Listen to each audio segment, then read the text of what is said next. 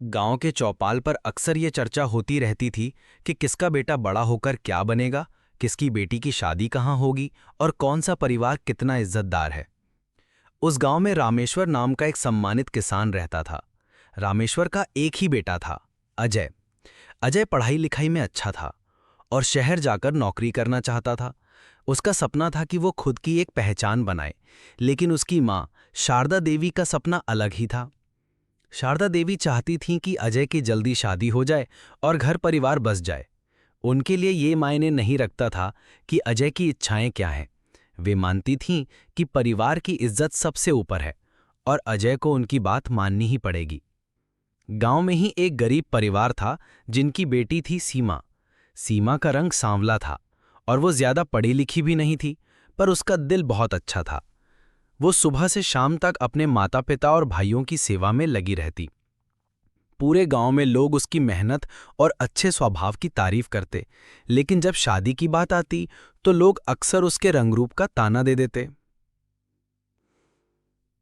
शारदा देवी को लगा कि सीमा जैसी लड़की ही उनके घर के लिए ठीक रहेगी, सीधी साधी, काम करने वाली और परिवार को बांध कर रखने वाली।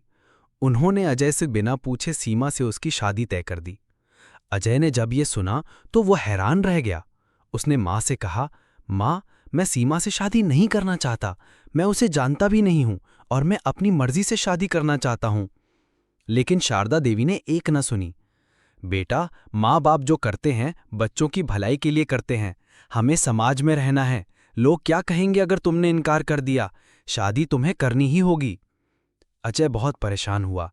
उसे लगा उसकी जिंदगी पर उसका कोई हक ही नहीं रहा। लेकिन माँ के सामने उसकी एक न चली और आखिरकार जबरदस्ती उसकी शादी सीमा से करा दी गई। शादी के बाद की स्थिति। शादी के बाद अजय ने कोशिश की कि सीमा से दूरी बनाए रखे। वो उसे पत्नी का दर्जा देने को तैयार नहीं था। घर में अक्सर चुप्पी छाई रहती। अजय के मन में गुस्सा और नाराजगी थी, जबकि सीमा चुपचाप सब सहती रही। कभी कभी अजय गुस्से में बोल देता, ये शादी मैंने अपनी मर्जी से नहीं की, तुम चाहो तो अपने मायके चली जाओ। लेकिन सीमा हमेशा नम्रता से जवाब देती, मैंने तुम्हें पति माना है, चाहे तुम मुझे अपनाओ या ना अपनाओ, मैं इस घर को कभी छोड़कर नहीं जाऊंगी। अगर जरूरत पड़ी तो नौकरानी बनकर रह लूंगी, पर तुम्हारे परिवार की सेवा करूंगी। सीमा की ये बातें सुनकर अजय और खींच जाता, लेकिन भीतर से उसके दिल में कभी कभी झिझक भी होती। एक रात की शुरुआत। शादी को कुछ महीने बीत चुके थे। अजय अभी भी तलाक की सोच रहा था, लेकिन एक रात कुछ ऐसा हुआ जिसने उसकी सोच हमेशा के लिए बदल दी। उस रात अजय देर से घर लौटा। घर में सब सो चुके थे। तभी अचानक उसे स्टोर रूम से हल्की सी खटर पटर की आवाज सुनाई दी। पहले तो उसने सोचा कि शायद कोई चूहा होगा, लेकिन जब आवाज लगातार आने लगी तो उसने झांक कर देखने का सोचा। धीरे धीरे कदम रखते हुए वो स्टोर रूम की ओर बढ़ा। अंदर से एक धीमी सिसकियों की आवाज आ रही थी। अजय ने दरवाजे की झिर्री से झांका और जो दृश्य उसने देखा, उसकी रूह कांप उठी। अजय ने जब स्टोर रूम की ओर झांका तो उसने देखा कि उसकी पत्नी सीमा जमीन पर बैठी है। वहां एक पुराना दिया जल रहा था और सामने भगवान की छोटी सी तस्वीर रखी थी। सीमा हाथ जोड़कर रो रोकर प्रार्थना कर रही थी। उसके होंठ कांप रहे थे और वह बुदबुदा रही थी, हे भगवान, मुझे शक्ति देना। मैं अपने पति और ससुराल वालों का भरोसा जीतना चाहती हूँ। चाहे मुझे अपना सुख त्यागना पड़े, पर मैं इस घर को टूटने नहीं दूंगी। मेरी सास ने मुझे बहू बनाकर घर की इज्जत मुझे सौंपी है, मैं उन्हें निराश नहीं कर सकती। यह सुनकर अजय के पैरों तले जमीन खिसक गई। उसने सोचा था कि सीमा शायद अपने मायके जाने की प्रार्थना कर रही होगी या फिर शिकायत कर रही होगी कि उसकी शादी जबरदस्ती हुई है। लेकिन यहां तो वह भगवान से अपने पति और ससुराल की भलाई मांग रही थी। अजय चुपचाप वहां से अपने कमरे में लौट आया, लेकिन उसका दिल बेचैन था। उसे नींद नहीं आ रही थी। उसकी आंखों के सामने बार बार सीमा का आंसुओं से भीगा चेहरा और उसकी प्रार्थना घूम रही थी। अगले दिन की सुबह। सुबह जब अजय उठकर आंगन में गया तो उसने देखा कि सीमा पहले से जागकर सबके लिए नाश्ता बना चुकी थी। सास ससुर को खाना परोसकर वह चुपचाप बर्तन धोने लगी। अजय ने गौर किया कि वह कभी किसी बात की शिकायत नहीं करती। उस दिन अजय के मन में पहली बार सीमा के लिए एक नर्म भाव जगा। लेकिन उसका अहंकार अब भी बीच में आ रहा था। उसने सोचा, हो सकता है ये सब दिखावा हो, मुझे इसकी असली नीयत देखनी होगी। बीमारी का समय। कुछ दिनों बाद अजय की मां शारदा देवी अचानक बीमार पड़ गईं। तेज बुखार और कमजोरी ने उन्हें बिस्तर पर लिटा दिया। पूरे घर में हलचल मच गई। अजय घबरा गया। तभी सीमा ने सारी जिम्मेदारी अपने कंधों पर ले ली। वह दिन रात उनकी सेवा करने लगी। दवा देना, खाना खिलाना, माथे पर पानी की पट्टियां रखना, सब कुछ वह इतनी लगन से करती मानो अपनी मां की सेवा कर रही हो।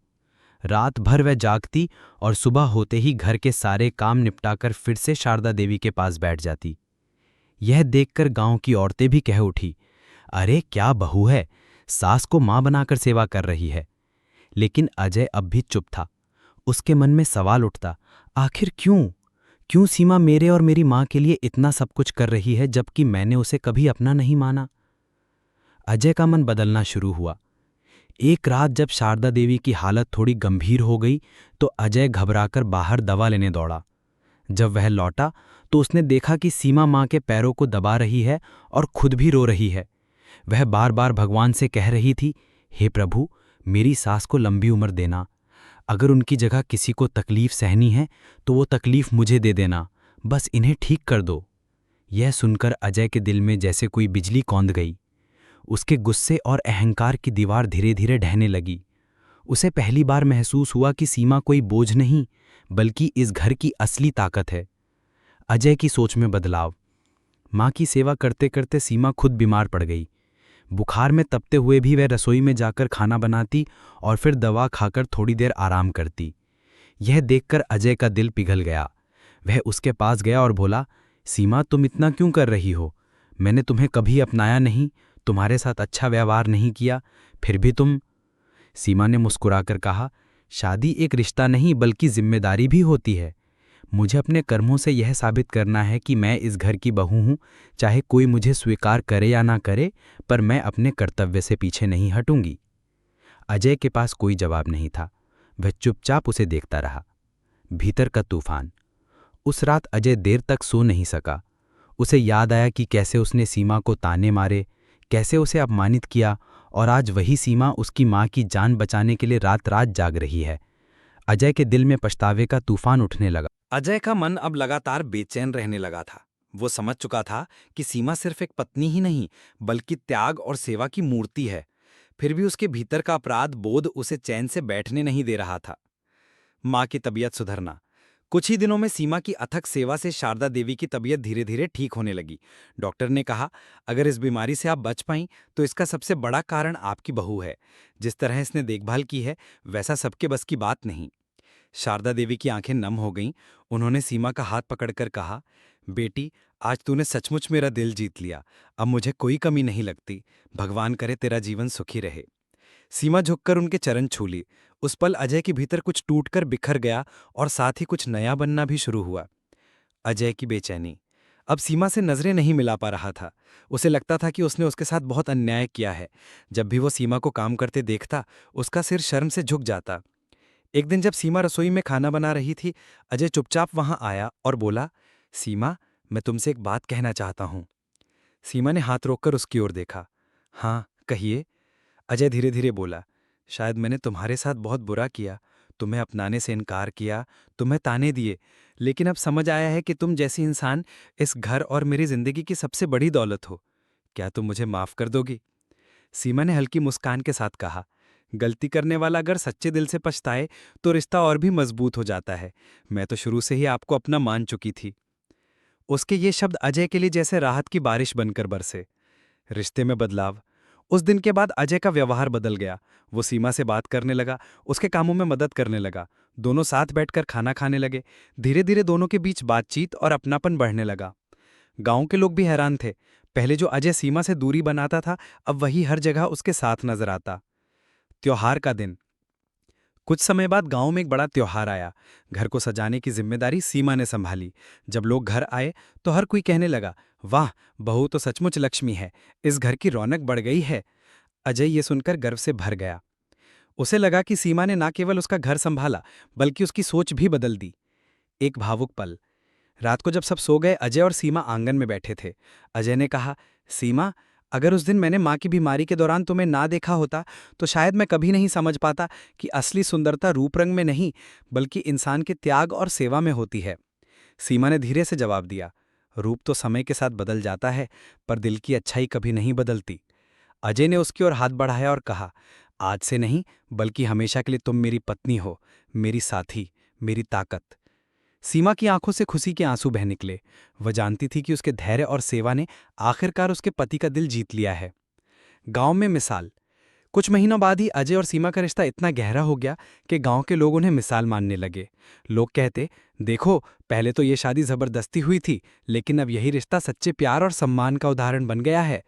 अजय और सीमा दोनों ने मिलकर यह साबित कर दिया कि अगर रिश्ते में धैर्य, त्याग और सच्चाई हो तो किसी भी कठिनाई को पार किया जा सकता है।